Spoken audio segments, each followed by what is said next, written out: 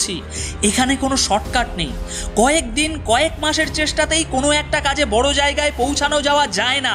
আর এটা আমি গ্যারেন্টি দিয়ে বলছি, যদি আপনি এরকম অধৈর্য হয়ে যান, তাড়াতাড়ি কিভাবে সফলতা পাবেন তার জন্য চঞ্চল হয়ে ওঠেন, তাহলে বছরের পর বছর কেটে যাবে, আপনি কোথাও পৌঁছাতে পারবেন না।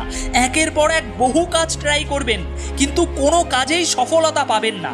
আর এরকম ছোটাছুটি করতে করতে এক সময় হাঁপিয়ে গিয়ে যখন এক জায়গায় দাঁড়িয়ে পড়বেন, তখন বুঝতে পারবেন যে এতদিন ধরে এত কিছু করেও আপনি কোথাও পৌঁছাতে পারেননি।